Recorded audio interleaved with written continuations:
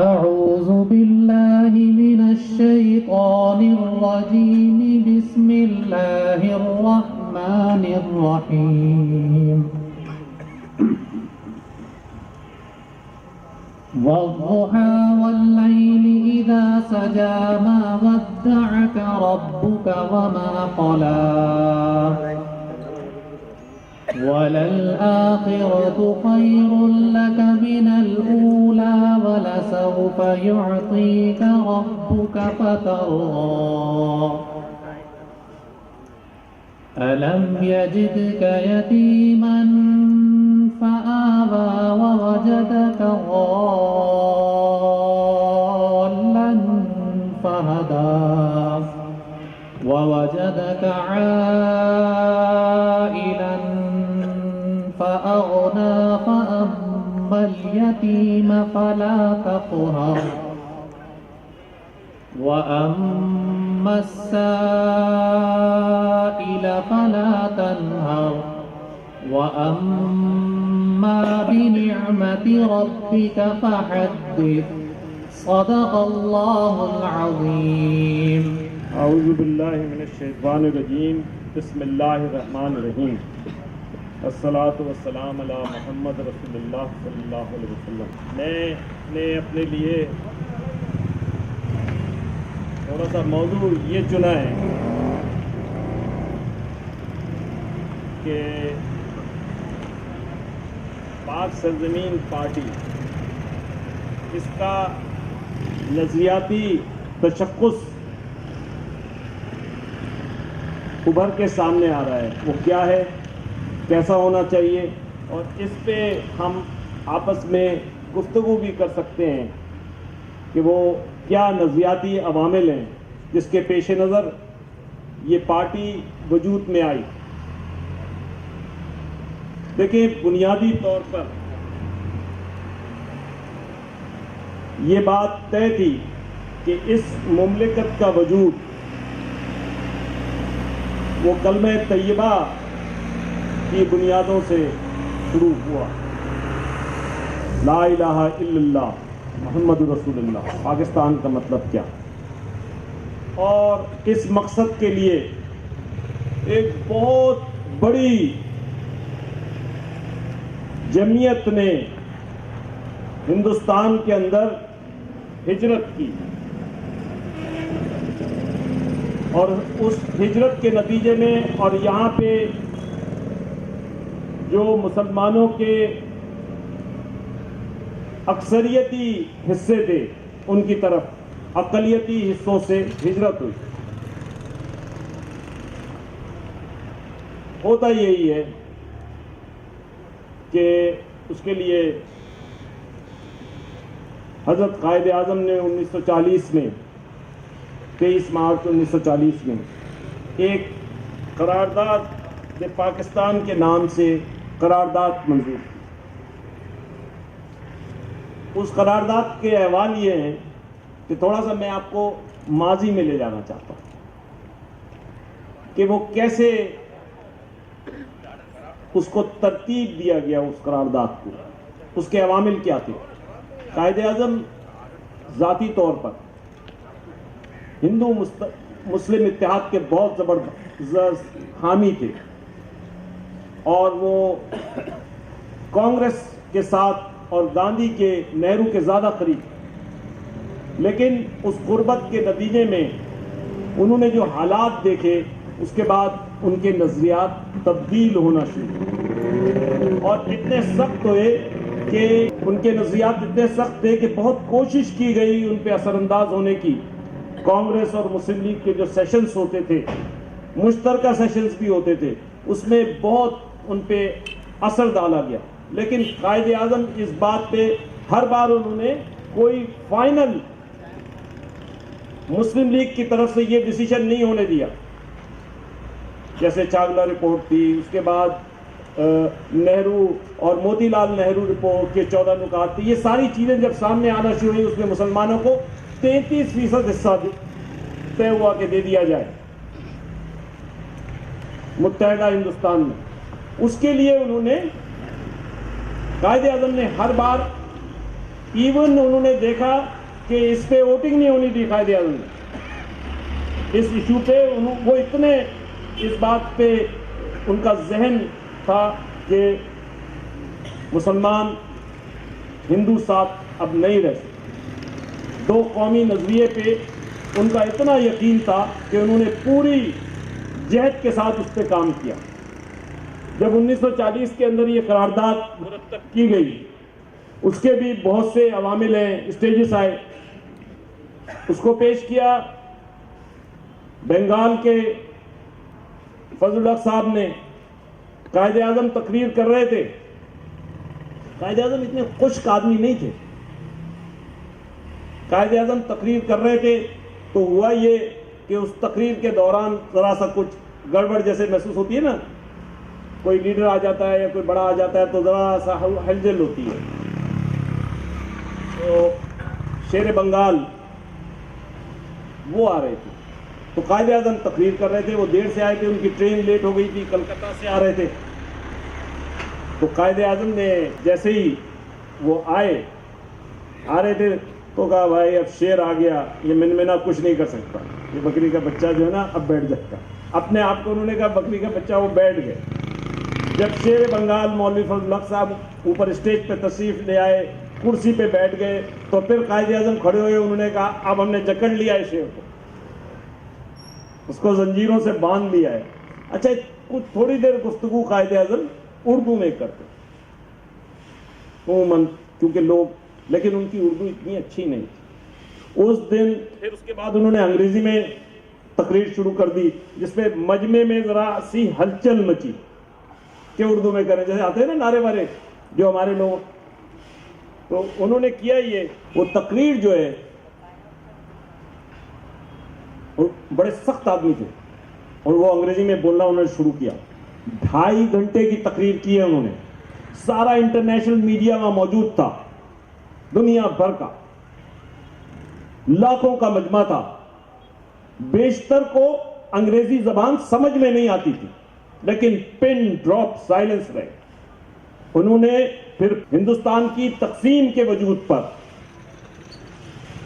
اپنا نقطہ نگاہ بیان کیا، اور اس کا نتیجہ یہ ہوا کہ اس کے 2 گھنٹے کے اندر اندر دنیا بھر کے اندر یہ ایشو ایسے ہی ڈسکس ہو رہا تھا، کیونکہ قائد اعظم نے اپنا معافی الضمیر وہ سمجھتے تھے، اور لوگ بھی یہ جانتے تھے کہ یہ آدمی جو بات بول رہا ہے اس زبان کو نہ سمجھتے ہوئے بھی کہ یہ ہماری بات پہنچا رہا ہے۔